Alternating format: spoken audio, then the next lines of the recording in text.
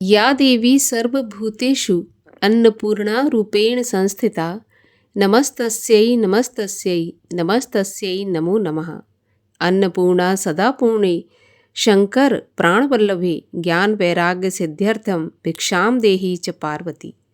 बोलिए अन्नपूर्णा माता की जय। स्वागत है आप सभी का हमारे चैनल पर। आज के इस वीडियो में आप सुनेंगे अन्नपूर्णा माता की कथा। किस प्रकार माता अन्नपूर्णा का अवतार हुआ और माता अन्नपूर्णा ने किस पर दया की जिससे अन्नपूर्णा व्रत धारण किए जाने लगे। आज के इस वीडियो में हम अन्नपूर्णा माता की कथा श्रवण करेंगे, परंतु उससे पहले आपसे एक ही आग्रह है, अगर अभी तक आपने चैनल को सब्सक्राइब नहीं किया है, पहली बार चैनल पर आए हैं तो चैनल को सब्सक्राइब करके बेल आइकन पर क्लिक कर लीजिए और अगर कथा पसंद आती है तो लाइक करके शेयर भी करिए। तो चलिए शुरू करते हैं आज की कथा। एक बार भगवान शिव ने बातों बातों में माता पार्वती से कहा कि ये संसार और ये अन्न सब एक माया है जिसका कोई महत्व नहीं है। भगवान शिव के मुख से इस प्रकार की बात सुनकर देवी पार्वती आहत हो गई और आहत होकर माता पार्वती ने सृष्टि से अन्न को गायब करने का निर्णय ले लिया। और जैसे ही उन्होंने ऐसा किया, पूरी सृष्टि में अन्न का संकट आ गया, जीवन सूखने लगा और लोग भूख से व्याकुल हो गए। अब इस समस्या के समाधान के लिए माता पार्वती ने काशी में अन्न की देवी अन्नपूर्णा का रूप धारण किया और हाथों में अक्षय पात्र लेकर खड़ी हो गई। भूख से व्याकुल होकर भगवान शिव स्वयं भिक्षुक का रूप धारण करके देवी अन्नपूर्णा के पास भोजन मांगने पहुँचे। उन्होंने ये स्वीकार किया कि शरीर और अन्न का भी जीवन में बहुत महत्व है। इस प्रकार अन्नपूर्णा देवी ने सभी को अन्न का दान दिया और तभी से उनकी पूजा भोजन की देवी के रूप में होने लगी।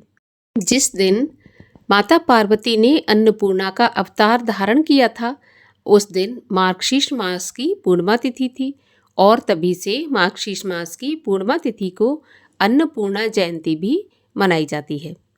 एक समय की बात है, काशी निवासी धनंजय की पत्नी का नाम सुलक्षणा था।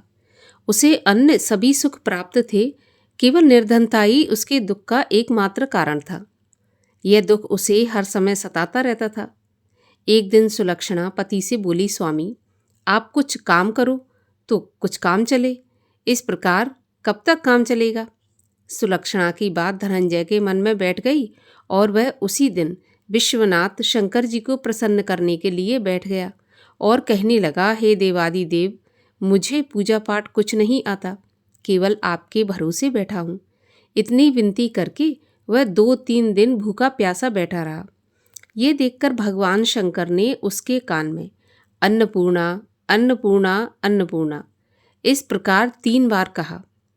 यह कौन क्या कह गया, इसी सोच में धनंजय पड़ गया कि मंदिर से आते ब्राह्मणों को देखकर पूछने लगा कि पंडित जी, ये अन्नपूर्णा कौन है।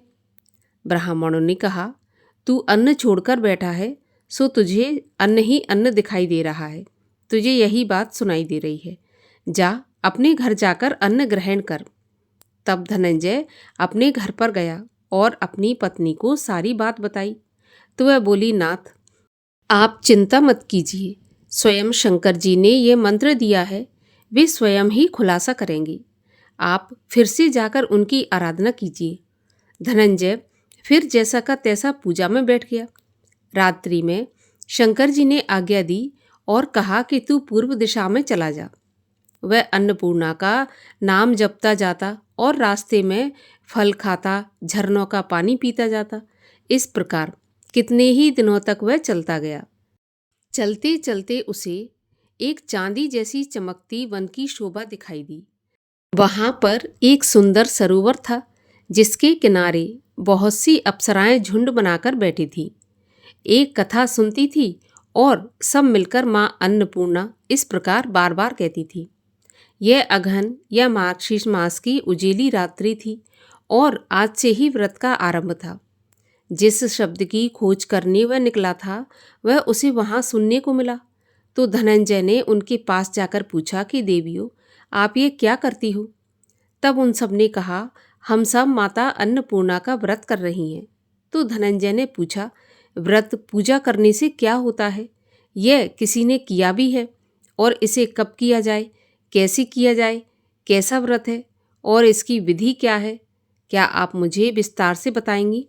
तो वे कहने लगीं, इस व्रत को हर कोई कर सकता है। 21 दिन के लिए 21 गांठ का सूत लेना चाहिए। 21 दिन यदि ना बने तो एक दिन उपवास करें। यह भी ना बने तो केवल कथा सुनकर प्रसाद लें। निराहार रहकर कथा सुनें। कथा सुनने वाला कोई न मिले तो पीपल के पत्तों को रखकर सुपारी या घृत कुमारी अर्थात ग्वारपाठ वृक्ष को सामने रखकर दीपक को साक्षी बनाकर सूर्य, गाय, तुलसी या महादेव को बिना कथा सुनाए मुख में दाना ना डालें। यदि भूल से कुछ पड़ जाए तो एक दिन फिर उपवास करें। व्रत के दिन क्रोध नहीं करें और झूठ नहीं बोलें। धनंजय बोला, इस व्रत के करने से क्या होगा? तो वे कहने लगी, इसके करने से अंधों को नेत्र मिलते हैं, लूलों को हाथ मिले, निर्धन के घर धन आए, बांझी को संतान मिले, मूर्ख को विद्या आए। जो जिस कामना से व्रत करे माँ उनकी इच्छा पूरी करती है। तो वह कहने लगा, बहनों, मेरे पास भी धन नहीं है, विद्या नहीं है, कुछ भी तो नहीं है। मैं तो दुखिया ब्राह्मण हूँ। मुझे इस व्रत का सूत आप देंगी? तो वह बोली, हाँ भाई, तेरा कल्याण हो, हम तुम्हें अवश्य देंगी। ले, इस व्रत का मंगल सूत्र ले। तो धनंजय ने व्रत किया। व्रत पूरा हुआ तभी सरोवर में से 21 खंड की एक सोने की सीढ़ी हीरा मोती जड़ी हुई प्रकट हुई। धनंजय जय अन्नपूर्णा कहता जाता था। इस प्रकार कितनी ही सीढ़ियां उतर गया तो वह जाकर देखता है कि करोड़ों सूर्य से प्रकाशमान अन्नपूर्णा देवी का एक मंदिर है। उसके सामने स्वर्ण सिंहासन पर माता अन्नपूर्णा विराजमान है। सामने भिक्षा हेतु शंकर भगवान खड़े हैं। देवांगनाएं चंवर डुलाती हैं। कितनी ही हथियार बांधे पहरा दे रही हैं। धनंजय दौड़कर जगदम्बा के चरणों में गिर गया। देवी उसके मन का कलेश जान गई। धनंजय कहने लगा, माता, आप तो अंतर्यामिनी हो, आपको अपनी दशा क्या बताऊं? माता बोली, तूने मेरा व्रत किया है, जा संसार तेरा सत्कार करेगा। माता ने धनंजय की जिह्वा पर बीज मंत्र लिख दिया। अब तो उसके रोम रोम में विद्या प्रकट हो गई। इतने में वह क्या देखता है कि वह काशी विश्वनाथ के मंदिर में खड़ा है। माँ का वरदान ले धनंजय अपने घर आया। सुलक्षणा से सब बात कही। माता जी की कृपा से उसके घर में संपत्ति उमड़ने लगी। छोटा सा घर बहुत बड़ा जाने लगा। जैसे शहद के छत्ते में मक्खियाँ जमा होती हैं, उसी प्रकार अनेक सगे संबंधी आकर उसकी बड़ाई करने लगे। कहने लगे, इतना धन और इतना बड़ा घर, सुंदर संतान नहीं है तो इस कमाई का भोग कौन करेगा? सुलक्षणा से संतान नहीं है, इसलिए तुम दूसरा विवाह कर लो। अब धनंजय की इच्छा ना होते हुए भी उसको दूसरा विवाह करना पड़ा और सती सुलक्षणा को सौत का दुख उठाना पड़ा। इस प्रकार दिन बीतते चले गए। फिर अगहन मास आया। नए बंधन से बंधे पति से सुलक्षणा ने कहा कि हम अन्नपूर्णा माता के व्रत के प्रभाव से सुखी हुए हैं, इस कारण ये व्रत हमें नहीं छोड़ना चाहिए। ये माता जी का प्रताप है जो हम इतने संपन्न और सुखी हैं। सुलक्षणा की बात सुनकर धनंजय उसके यहाँ आया और व्रत में बैठ गया। नई बहू को इस व्रत की खबर नहीं थी। वह धनंजय के आने की राह देख रही थी। धीरे धीरे दिन बीतते गए और व्रत पूर्ण होने में 3 दिन बाकी थे कि नई बहू को यह खबर पड़ी तो उसके मन में ईर्ष्या की ज्वाला दहकने लगी। सुलक्षणा के घर पर वह जा पहुंची और उसने वहां पर खूब उत्पात मचाया। वह धनंजय को अपने साथ ले गई। नए घर में धनंजय को थोड़ी देर के लिए निद्रा ने आकर दबा लिया। इसी समय नई बहू ने उसका व्रत का सूत तोड़कर आग में फेंक दिया। अब तो माता अन्नपूर्णा का कोप जाग गया। घर में अकस्मात आग लग गई। सब कुछ जलकर खाक हो गया। सुलक्षणा ये बात समझ गई कि माता अन्नपूर्णा ने कोप किया है। फिर से वह अपने पति को अपने घर ले आई और अन्नपूर्णा माता की पूजा कराने लगी। इस बात से नई बहू रूठकर अपने पिता के घर पर चली गई। पति को परमेश्वर मानने वाली सुलक्षणा बोली, नाथ, आप घबराइए नहीं, माताजी की कृपा अलौकिक है। पुत्र को पुत्र हो जाता है, पर माता को माता नहीं होती। अब आप श्रद्धा और भक्ति से आराधना शुरू करो, वे जरूर हमारा कल्याण करेंगी। धनंजय फिर माता के पीछे पड़ गया। फिर वहीं सरोवर सीढ़ी प्रकट हुई, उसमें माँ अन्नपूर्णा कहकर उतर गया। वहां जा माताजी के चरणों में रुदन करने लगा। माता प्रसन्न होकर बोली, ये मेरी सोने की मूर्ति ले, उसकी पूजा करना, तू फिर से सुखी हो जाएगा। जा, तुझे मेरा आशीर्वाद है। तेरी स्त्री सुलक्षणा ने श्रद्धा से मेरा व्रत किया है, तो उसे मैंने पुत्र दिया है। धनंजय ने आंखें खोली तो खुद को काशी विश्वनाथ के मंदिर में खड़ा पाया और वहां से फिर उसी प्रकार वो अपने घर को वापस आ गया। इधर सुलक्षणा के दिन चढ़े और महीने पूरे होते ही पुत्र का जन्म हुआ। गांव में आश्चर्य की लहर दौड़ गई। इस प्रकार उसी गांव के निसंतान सेठ के पुत्र होने पर उसने माता अन्नपूर्णा का मंदिर बनवा दिया। उसमें माताजी धूमधाम से पधारी, यज्ञ किया गया और धनंजय को मंदिर के आचार्य का पद दे दिया। जीविका के लिए मंदिर की दक्षिणा और रहने के लिए बहुत बड़ा सुंदर सा भवन दिया। धनंजय अपनी स्त्री और पुत्र के सहित वहां पर रहने लगा।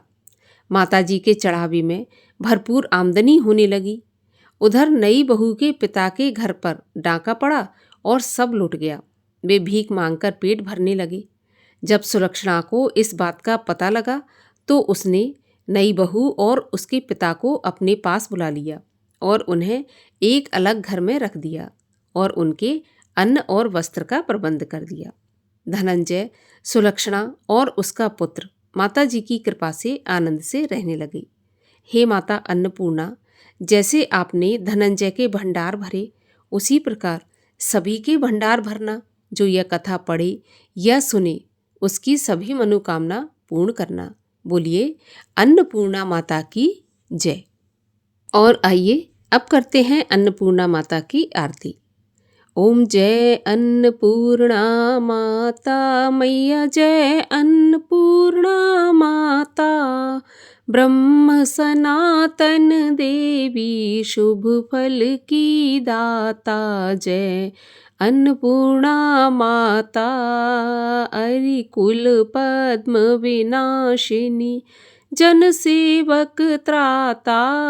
जग जीवन जगदम्बा, हरिहर गुण गाता। जय अन्नपूर्णा माता, सिंह को वाहन साजे, कुंडल है साथा। देव वृंद जस गावत, नृत्य करत ताथा। ओम जय अन्नपूर्णा माता, सृष्टि रूप तू ही है, जननी शिव संग रंग राता। गावत दे दे ताली, मन में रंग राता। जय अन्नपूर्णा माता, आरती मैया जी की जो कोई, प्रेम सहित गाता। सदा सुखी नित रहता, सुख संपत्ति पाता। जय अन्नपूर्णा माता। बारंबार प्रणाम मैया, बारंबार प्रणाम। जो नहीं ध्यावे तुम्हें अंबिके, कहाँ उसे विश्राम।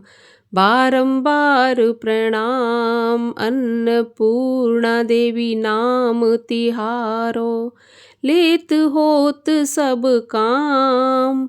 बारंबार प्रणाम प्रलय युगांतर और जन्मांतर, कालांतर तक नाम। सुर सुरों की रचना करती, कहाँ कृष्ण कहाँ राम। मैया बारंबार प्रणाम, चूड़हि चरण चतुर चतुरानन चारु चक्रधर श्याम चंद्रचूड़ चंद्रानन चाकर शोभा लखई ललाम। मैया बारंबार प्रणाम।